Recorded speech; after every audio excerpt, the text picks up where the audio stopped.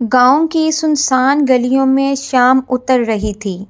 مغرب کی اذان کی آواز فضا میں گونج رہی تھی، لیکن عبداللہ کے دل میں سکون نہیں تھا۔ اس کے سینے میں ایک آگ برک رہی تھی، انتقام کی آگ۔ کچھ ماہ پہلے اس کا جوان سالہ بھائی رحیل دشمنی کی بھیٹ چڑھ گیا تھا۔ محض زمین کے چند ٹکڑوں کے جھگڑے میں اسے بے دردی سے قتل کر دیا گیا۔ قتل کی طرف سے دیت کے طور پر یا تو خون بہا لینا تھا یا اپنی بیٹی قربانی کے طور پر دینا تھی۔ عبداللہ کے دل میں طوفان تھا، کیا میں بھائی کے خون کے بدلے میں کسی کی بیٹی قبول کروں؟ کیا میرا انتقام بس یہی ہوگا؟ لیکن حالات نے اسے مجبور کر دیا۔ جرگے نے فیصلہ سنا دیا، خون کے بدلے بیٹی دی جائے گی۔ جرگے کے فیصلے کے بعد عبداللہ کے نکاح میں ایک 15 سالہ بچی دے دی گئی۔ اس کا نام عائشہ تھا۔ وہ کانپتی ہوئی سفید لباس میں لپٹی معصوم آنکھوں سے سب کو دیکھ رہی تھی۔ عبداللہ نے دل ہی دل میں سوچا، یہی ہے میرا بدلہ۔ یہ بچی کس جرم کی سزا بھگت رہی ہے، لیکن اندر ہی اندر اس کا نفس بغاوت پر اکسا رہا تھا۔ وہ چاہتا تھا کہ اپنا سارا غصہ، سارا انتقام اس کمزور وجود پر نکال دے۔ پہلی رات جب چراغ بجھا اور گھر میں سناٹا چھا گیا، عبداللہ غصے سے تلملا رہا تھا۔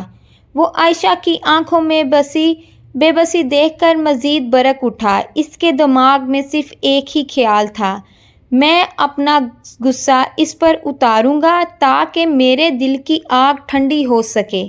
لیکن جیسے ہی وہ قریب بڑھا، عائشہ نے لرزتی آواز میں کہا، اللہ کے بندے، میں بے قصور ہوں، میرا کوئی جرم نہیں۔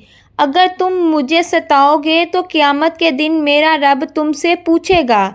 یہ الفاظ عبداللہ کے کانوں میں بجلی کی طرح گرے۔ رات بھر عبداللہ کروٹیں بدلتا رہا۔ ہر بار عائشہ کے الفاظ گونجتے، قیامت کے دن میرا رب تم سے پوچھے گا۔ صبح جب سورج نکلا تو پورے گھر میں عائشہ کی سسکیوں کی آواز پھیلی ہوئی تھی۔ عبداللہ نے پہلی بار اپنے دل پر ہاتھ رکھا اور سوچا، کیا میرا بھائی چاہتا تھا کہ اس کے بدلے میں ایک معصوم کی زندگی اجیرن ہو؟ کیا یہ اسلام ہے؟ اسی کشمکش میں وہ گاؤں کی مسجد گیا۔ مولوی صاحب سورۃ نساء کی آیت پڑھ رہے تھے، اور اگر تم یتیم لڑکیوں کے ساتھ انصاف نہ کر سکو تو ان سے نکاح نہ کرو۔ یہ سن کر عبداللہ کے جسم میں کپکپی طاری ہو گئی۔ اسے لگا جیسے یہ آیت اسی کے لیے نازل ہوئی ہو۔ عبداللہ نے گھر آ کر عائشہ کو اپنے سامنے بٹھایا۔ اس نے آہستہ کہا، میں تمہیں اپنی بیوی سمجھوں گا، مگر کبھی تم پر ظلم نہیں کروں گا۔ تم میرے گھر میں بیٹی کی طرح رہو گی، عزت اور سکون کے ساتھ۔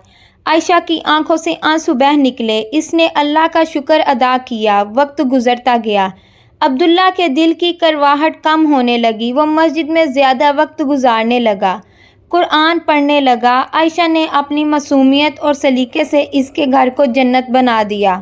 اب وہ سوچتا تھا، انتقام انسان کو جانور بنا دیتا ہے، مگر معاف کرنا انسان کو انسانیت کے درجے پر لے آتا ہے۔ ایک دن وہی دشمن خاندان جنہوں نے رحیل کو قتل کیا تھا، عبداللہ کے دروازے پر آئے۔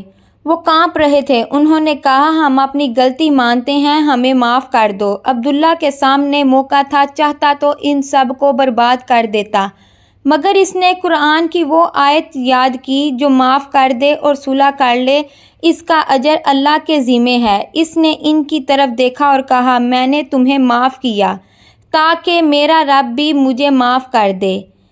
اختتام سبق: عبداللہ اور عائشہ کی کہانی پورے گاؤں کے لیے ایک مثال بن گئی۔ لوگوں نے رسم خون کے بدلے بچی دینے کی لعنت ختم کر دی۔ ہر طرف یہ بات پھیل گئی، اسلام میں ظلم نہیں، انصاف ہے۔ اسلام میں انتقام نہیں، معافی ہے۔ سبق: ظلم چاہے کتنا ہی پرانا کیوں نہ ہو، معصوم کو اس کی سزا دینا اسلام نہیں۔ معاف کرنا سب سے بڑی جیت ہے، اور اللہ کی عدالت سب سے بڑی عدالت ہے۔ اگر کہانی اچھی لگی ہو تو اس کو لائک شیئر ضرور کریں اور ساتھ ہمارے چینل کو سبسکرائب ضرور کریں۔ شکریہ۔